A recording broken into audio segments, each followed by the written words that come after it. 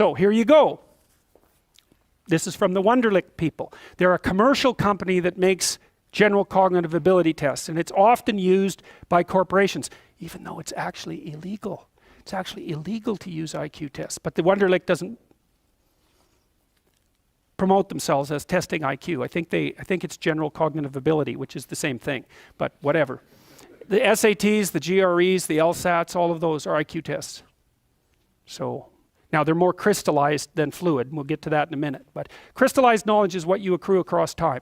So you could say that fluid intelligence is what programs your brain. It fills it with facts, let's say. It fills it with knowledge. And then, but you can get an estimate of your intelligence by sampling your domain of factual knowledge. And the reason for that is that, well, obviously, the better the programmer, the better the content. And so what that also means is that you could, if your prefrontal cortex was damaged later in life, your fluid IQ could plummet, but your crystallized IQ remain more or less intact. So even though they're not different, one produces the other, and then once the producer has produced, then the producer can disappear and you still got the encoded knowledge. So at least that's how it looks to me. So, okay, so how smart do you have to be different things in life? Well, if you have an IQ of 116 to 130, which is 85th percentile and above, so it's one person in 8 up to one person in 130, I believe is 85, 90, 95, is it 95? I think it's 95. One person in 8 to one person in 20.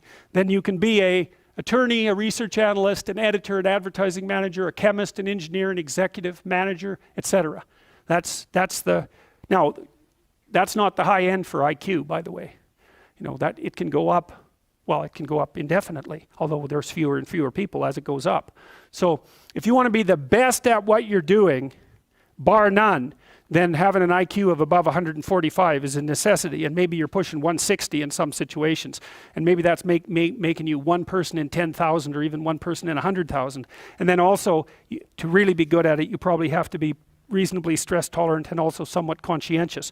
So you know, people, when you think, well, why is it that smart people are at the top of dominance hierarchies? And the answer to that in part is because they get there first. Right? I mean, everything's a race, roughly speaking, and the faster you are, the more likely you are to be at the forefront of the pack, and intelligence in large part is speed. That's not all of it is. So if you're moving towards something difficult rapidly, the faster people are going to get there first. So IQ of 110 to 115, so that's 85th to 73rd to 85th percentile. Copywriter, accountant, manager, sales analyst, general manager, purchasing agent, registered nurse, sales account executive. If you look at universities, the smartest people they're above this. Who are the smartest people at university? What do you think? Mathematicians. Physicists and mathematicians, right. I could tell you who's on the other end, but I won't. Yeah, I'd like to though. Anyways, okay. Going down now 103 to 108 is slightly above average, right? 60th to 70th percentile. Store manager, bookkeeper, credit clerk, lab tester, general sales, telephone sales, accounting clerk, computer operator, customer service rep, technician, clerk, typist. So you see at this level, people have some technical skill and some ability to deal with complex things. Okay, that's dead average. 100 is average. Dispatcher in a general office, police patrol officer, receptionist, cashier, general clerical, inside sales clerk, meter reader, printer, teller, data entry, electrical helper. 95th to 98. Machinist, food department manager, quality control checker, security guard, unskilled labor, maintenance, arc welder, die setter, mechanic. Good IQ range for relatively qualified tradespeople. 87 to 93.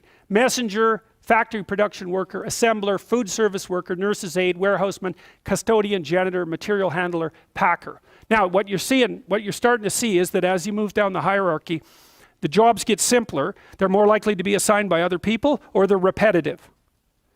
Because what IQ predicts to some degree is how rapidly you can learn something, but once you've learned it, it doesn't predict necessarily how well you do at it.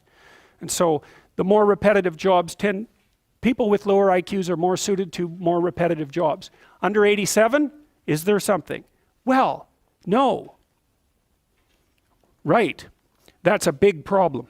And it's something our society has not addressed at all. Jobs for people with IQs of less than 85 are very, very rare.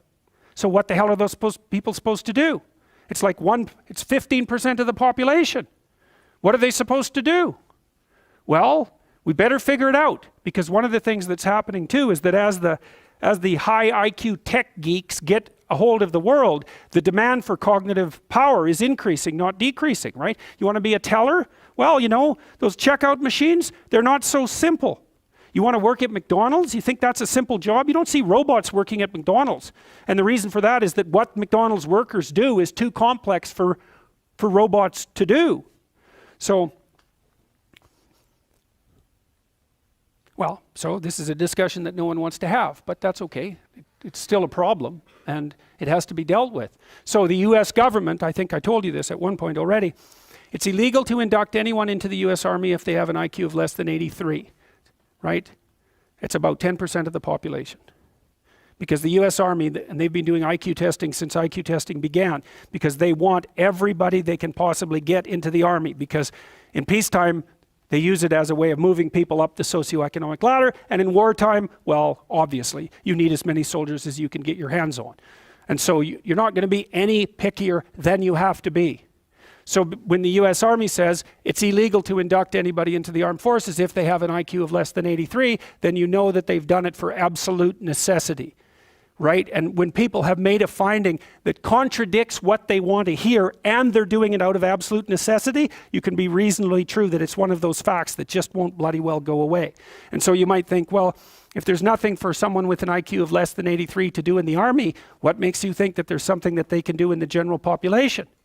And then the issue is, you know, because the conservatives will say, well, they should just work harder. It's like, sorry, that ain't going to fly. And the liberals will say, well, there's no difference between people anyhow, and you can just train people to do everything. And that's wrong. So they're both wrong, and they're seriously wrong. And the fact that neither side of the political perspective will take a good, cold, hard look at this problem means that we're going to increasingly have a structural problem in our societies, because we're complexifying everything so rapidly that you can't find employment unless you're intelligent. You guys are really going to face this, you know. Lawyers are disappearing like mad. And the reason for that is, you can look it up online. Increasingly, you can do things yourself if you're smart. And so, like, the working class people have been wiped out pretty nicely over the last 30 years by automation and various other things. It's the low end of the white collar class that's coming up next. So I'm not saying that lawyers are in the low end, but low end lawyers are in the low end of the white collar class.